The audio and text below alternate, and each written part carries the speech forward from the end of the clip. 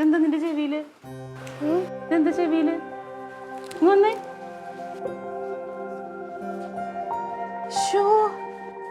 ഇതെന്താ പറ്റിയേ? എന്താ പറ്റിയെന്ന് കരയണ്ട. എന്താ പറ? ഞാൻ സൈ ചേച്ചിയും കളിച്ചോണ്ടിരുന്നപ്പോഴേ ഞാൻ സൈ ചേച്ചീനെ ഉന്തിന്നും പറഞ്ഞ് റൊണാൾഡോ അമ്മ എന്നെ ഇവിടെ പിടിച്ച് ഇങ്ങനെ കറക്കി. റൊണാൾഡോ പിച്ചതാണ് ഇത്.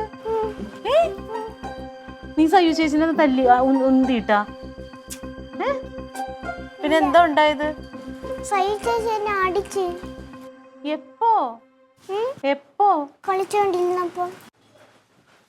എന്റെ ദൈവമേ, ചെവി കാണിച്ചു വെച്ചേക്കണം. നോക്കിയേ, വേദനിച്ച അമ്മയുടെ മുന്നിന്. കേട്ടോ. എന്നെ ആർക്കും അവിടെ ഉള്ള ആർക്കും ഇഷ്ടമില്ല, അതുകൊണ്ടാ.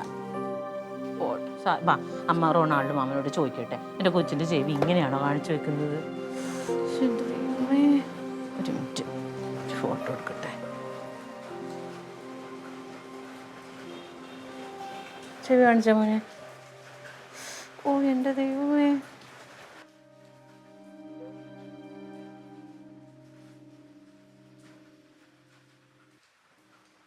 ക്ലീറ്റോ, കൊച്ചിന്റെ ചെവി നോക്കിയോ ക്ലീറ്റോ?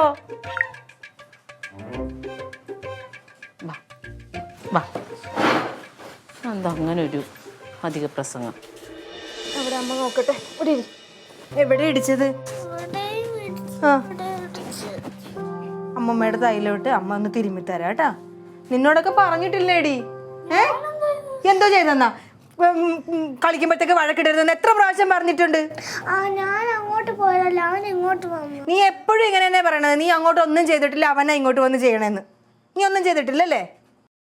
ചെയ്താലും ഇല്ലേലും വീഴ്ച എന്തൊരു വീഴ്ചയായിരുന്നു. അത് മതി. തലയാത്തിട്ടെല്ലാം കാണാൻ പൊട്ടി ഉള്ള സെറിബ്രം അല്ലാതെ വെളി വന്നിരിക്കുക. കണ്ടാ ഇങ്ങനെയാണോ കളിക്കുന്നത്? ഇപ്പൊ തലയൊക്കെ പൊട്ടിയിരുന്നെങ്കിൽ അമ്മ ഇപ്പൊ ആശുപത്രി കൊണ്ട് ഓടേണ്ടി വരത്തില്ലായിരുന്നാ? അല്ലേലും ഇങ്ങനെ ഞാൻ എപ്പോഴും പറയും, ഈ തക്കടുമായിട്ട് കളിക്കുമ്പോ സൂക്ഷിക്കണെന്ന്. അവനാണ് ഇച്ചിരി കുസൃതിയാണ് അച്ചാച്ചാ. അവൻ ഇത്തിരി ദേഹോപദ്രവം ഉണ്ടെന്നേ. എങ്ങനെ കളിക്കാൻ വിടാതിരിക്കും? ഇവൾമാര് രണ്ടും കൂടെ തക്കടൂന്ന് പറഞ്ഞ് ഓടുവല്ലേ അങ്ങോട്ട്.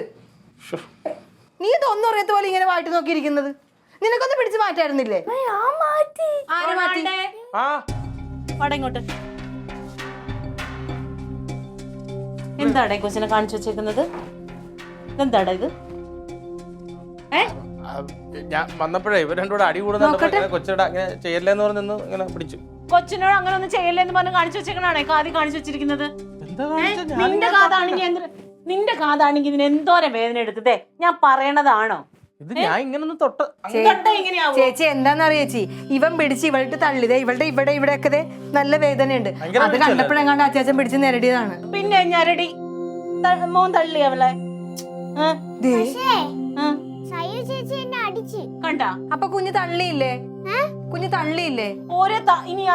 ചേച്ചി തള്ളാതെ ഇവള് കള്ളത്തരം പറയൂ. എന്റെ ലില്ലി, ഇവൻ എന്ത് പ്രായമുണ്ട്? ഇത് നിങ്ങളുടെ പ്രായമാണോ? നീ എന്തിയാ അവളെ പിടിച്ചടിച്ചപ്പോ നീ ഇവ തള്ളിന്നും പറഞ്ഞ് നീ അവന്റെ ചെവി പിടിച്ച് ആ കൊച്ചടിച്ചപ്പോ നീ എന്തിയാ അവളൊന്നും ചെയ്യാതിരുന്നത്? അവളടിക്കുന്ന ഞാൻ കണ്ടില്ല.